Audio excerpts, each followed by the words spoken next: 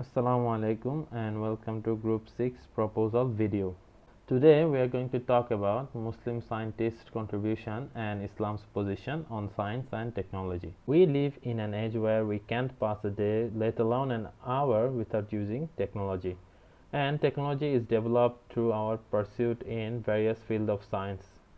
It is certain that science and technology has made our lives easier, but it also has its dark side. So, Islam instructs its followers to abide by some core values to prevent them from being derailed from the path of humanity. These core values are freedom guided by revelation, security, tolerance, and sustainability. So, let's see what these values represent. Islamic core of freedom is guided by revelation. Revelation is the foundational principle of Islam belief, law, and ethics. People have the freedom to make decisions and take action, but they are responsible for their deeds. The teaching of Islam do not prevent people from pursuing science and technology activities.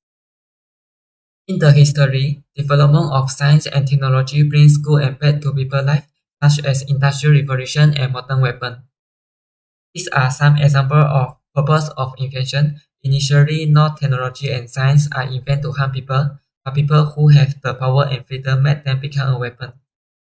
These are the current issue in our generation. Nature is the creation and blessing from God. People should have the responsibility to protect environment. We should have the correct mindset and attitude towards the freedom of using science and technology. Firstly, as a key technology and prerequisite for human progress, the achievements of science and technology remind people of the way to get closer to God. God leads people to prosperity. Science and technology bring people to prosperity. So the development of science and technology gives people more confidence in the prosperity of the world. However, the constant updating of science and technology and its achievements is a double-edged sword. For example, the birth of magic originated from the Wei Jing, southern and northern dynasties in China, and people at that time called it Huozheze. Another example is that in the American drama Breaking Bad, a high school chemistry teacher used his knowledge to produce drugs with a purity of 99.6%. These simple examples illustrate how science and um, technology can both benefit and hurt people. In general, science and technology should be used as a tool for human progress towards prosperity, not for evil. Therefore, human beings should pay more attention to the safety of science and technology. The invention of scientific and technological achievements with evil purpose should be avoided. So, hello everyone. The next one is about the tolerance of Islam in Islam. So, as you guys see, Islam is really a tolerance religion. So, this is like one of the proof that this is a tolerance religion that you do not insult other religions, even though it's different from others and it's different from Islam. So, this is the proof from the site from the verse in Quran. And that's all from me. Thank you.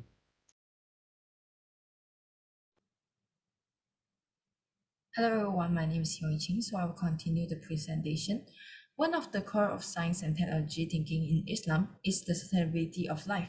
So the meaning of sustainability in Islam is an organizing principle to achieve the aims of human development and at the same time maintain the ability of the natural system so that it can continuously provide natural resources and ecosystem services. So from the perspective of Islam, the earth bounty and natural resources are gifts from God, and all these natural resources belong to people on the earth, and the people are having responsibility on them. On the other hand, development is not linked to wealth and luxury, but rather to conserve those human, social, and natural capitals. Thus, development becomes sustainable from the Islamic perspective when it is observant of equilibrium, moderation, and considerations of social equity. That's all from me. Thank you. And now we will talk about some of the great Muslim scientists and their discovery and contribution to science and technology.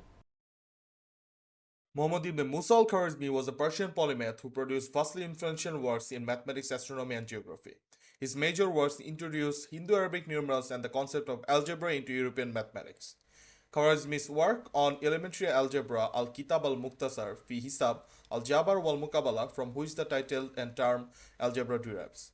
His advances in astronomy, where he wrote 116 tables filled with the astronomical, calendrical, and astrological data cataloging movement of the sun, moon, and the 5 planets that were known at that time. He was later appointed as the astronomer and the head of the library of the House of Wisdom in Baghdad. Musa al-Khwarizmi died in Christ 850, being remembered as one of the most seminal scientific minds of early Islamic culture. Abu Musa Jabir ibn Hayyan al-Azdi, or also known as al-Harani or al-Sufi, is regarded as the father of Arab chemistry and also the father of our modern pharmacy. To the Europeans, he was known as Jabir. In the year 721 AD, he was born in the Iranian city of Tas in the province of Khorasan. He was well known for a lot of invention in the field of chemistry, which is now also used in our modern sciences, such as distillation, crystallization, filtration, and also the chemistry device called retort that is used for distillation. He also plays a large part in what we now know as our experimental methods. This plays a major role on how all sciences develop and not just in the chemistry fields. I'm Abdul Al Rafi. I'm going to talk about my topic Al Jawari. Abu Al Qasim Khalaf ibn al Abbas al Jawari al Ansari, popularly known as Al Jawari, was an Arab Andalusian physician, surgeon, and chemist, considered to be the greatest surgeon of the Middle Ages. He has been referred to the father of modern surgery. Al Jawari was born in Azhara. He lived most of his life in Cordoba. Al Jawari was a court physician to the Andalusian Caliph Al Hakim II. He was contemporary and of Andalusian chemists such as Ibn al-Walid, al-Majriti, and Articlius. He devoted his entire life and genius to advancement of medicine as a whole, surgery in particular. Abu al-Qasim al-Jari was a man ahead of his time. He is known as the father of operative surgery. This is Al-Jari's picture collected from Google. Al-Jari has wrote an encyclopedia named as Kitab al-Tasrif.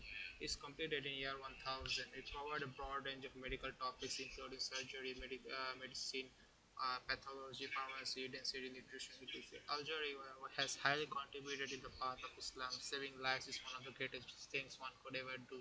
Al-Jari has paved the way for medical science, and he also invented more than 2000 medical instruments. Abbas ibn Firnas was a Muslim who was born in Andalusia around the year 810. Abbas had a scientific, astrological, and medical education, and Abbas became interested in flying vehicles after learning that an engineer named Armand Firman had tried but failed to fly by parachute. It took Abbas 23 years to build his first flying device that could actually fly. Abbas spent the rest of his life exploring flying machine design and avionics ideas after creating and demonstrating his maiden flight. He has published several works in the field of astronomy, aviation, physics, and engineering.